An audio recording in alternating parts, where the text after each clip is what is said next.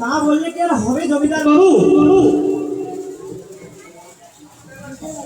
আপনারা সকলে শুধু 2 ভাড়া চাল আর 10 টাকা বাড়িয়ে দিবেন, যেহেতু এবারে পূজার খরচ অনেক বেশি। তাহলে আমি জমিদারি খুইয়ে পথে বসবো নাকি?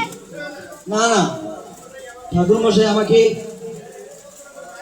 এমন দায়ভার দেবেন না, আমাকে ক্ষমা করে দেবেন। শুনুন জমিদার বাবু, আপনাকে ক্ষমা চাইতে হবে না, আপনাকে একটা ছোটো পয়সা দিতে হবে না। আপনি তাই বলুন, আপনি রথযাত্রা মহোৎসবে সিদার থেকে এমনিতেই শিখিয়ে যাবেন। চলুন ঠাকুর মশাই, আজকের মতো আমাদের এখানেই সভা সমাপ্ত। বাকি যা করার আমরাই করব। তো তাই চলুন ভক্তগণ,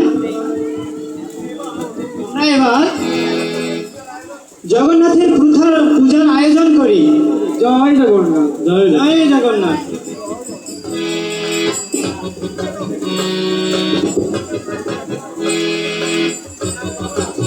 যাক বাবা, যাক বাবা, এই যাত্রায় বাঁচা গেল। বছর বছর এই কমিটি খপ্পরে পড়া যাবে না। জানেন তো, চাইলে একটা বুকের বাজার দিয়ে দেবো, কিন্তু এটা কানা করিও না।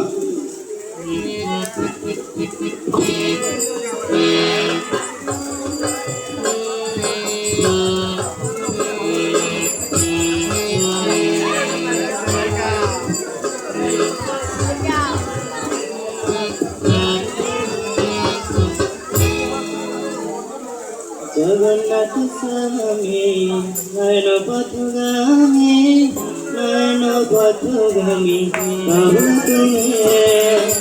জগন্নাথ স্বামী নয়নপথগামী, নয়নপথগামী বাবু তুমি। পিতা সেই যে রথযাত্রার মিটিংয়ে গেছে, এখনো ফেরার নাম নেই। বলি সকাল সকাল যদি না ফিরে তাহলে তো ভোজন হয়ে যাবে।